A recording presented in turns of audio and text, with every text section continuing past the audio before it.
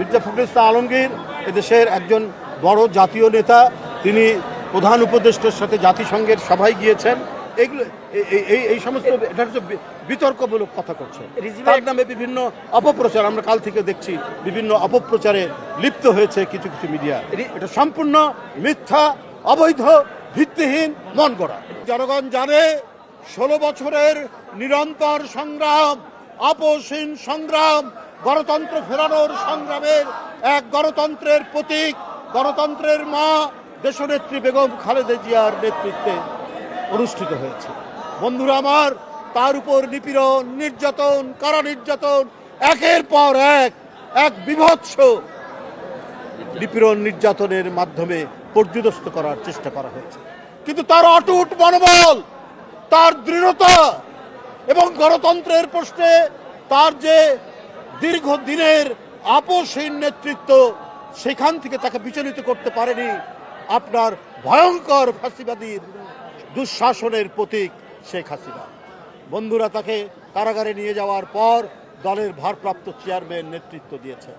তিনি সারা দেশকে সুসংগঠিত করেছেন জাতীয়তাবাদের পতাকা তলে, এবং এই রক্তপিপাসু শেখ হাসিনাকে পরাজিত করতে, পতন করতে তিনি যে পটভূমি রচনা করে তরুণদেরকে উদ্বুদ্ধ করে রাজপথে নামিয়েছেন, এইটা ইতিহাসের পাতায় উজ্জ্বল হয়ে থাকবে। বন্ধুরা আমার, আমরা আজও বহু ধরনের ষড়যন্ত্র চক্রান্ত, বহু ধরনের নীল নকশা, বহু মাস্টার প্ল্যান এখনো শেষ হয়নি। যারা 28 লক্ষ কোটি টাকা পাচার করলো, যারা নিজেদের দুঃশাসন টিকিয়ে রাখার জন্য আহনাফ, ওয়াসিম আকরাম, আবু সাইদ, মুগ্ধ, যে তার নিজে গুলিবিদ্ধ হয়ে তার বন্ধুদেরকে বলছে পানি লাগবে পানি, এই যে আত্মত্যাগের এক মহান নমুনা, মহান নিদর্শন, তার মধ্যে দিয়েই গণতন্ত্র ফেরানোর পথে আমরা অগ্রসর হয়েছি। বন্ধুরা, তো সুতরাং তাদের রক্ত যেন বৃথা না যায়, তাদের রক্ত কখনোই বৃথা যেতে দেওয়া হবে না। আজকে যদি বর্তমান অন্তর্বর্তীকালীন সরকার, যার প্রতি সকল গণতান্ত্রিক শক্তি সমর্থন জানিয়েছেন, তারা যদি আজকে আরও বেশি দক্ষতা প্রদর্শন করতেন, তাহলে নিউ ইয়র্কে যে ঘটনাটি ঘটেছে, সেখানে ফ্যাসিবাদের দোসররা যে কর্মকাণ্ড করেছে, এটা সাহস হতো না।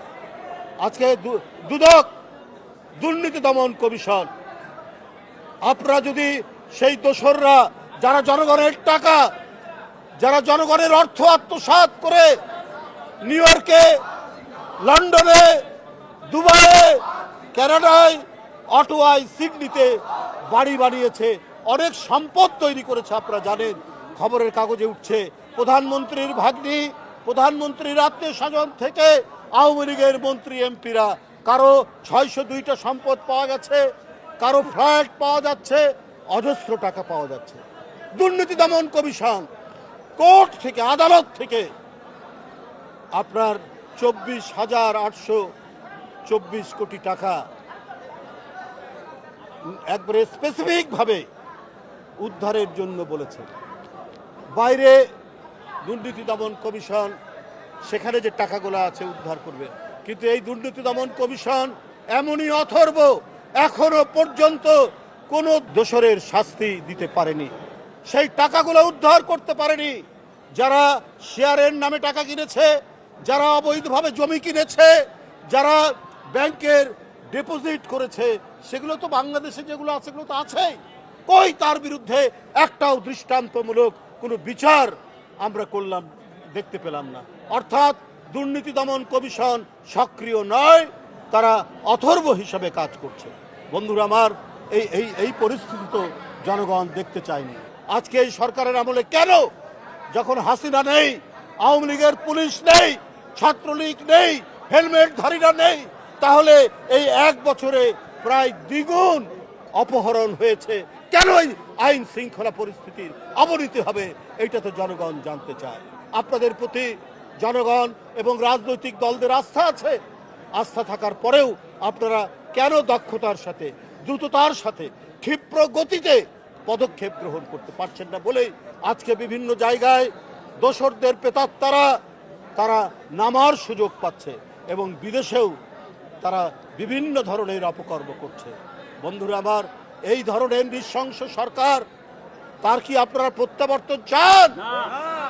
তাহলে এখন থেকেই জনগণকে সাথে নিয়ে আগামী নির্বাচনে কাজ করতে হবে, যে আর যাতে যারা দেশের টাকা আত্মসাৎ করে তাদের কমপক্ষে 20 প্রজন্ম বিদেশে সুখে শান্তিতে থাকতে পারে সেই ব্যবস্থা করেছে। ওই লুটেরাদের, ওই টাকা পাচারকারীদের, ওই ব্যাংক হরিলুটকারীদের যেন প্রত্যাবর্তন না হয়।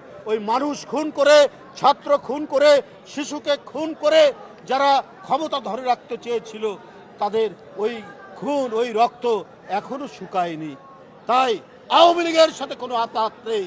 আওয়ামী লীগের সাথে যারা তাকে সহযোগিতা করেছে তাদের যেন খোলস খুলে নতুনভাবে আত্মপ্রকাশ করতে না পারে, আমাদেরকে সেই দিকটাই দেখতে হবে।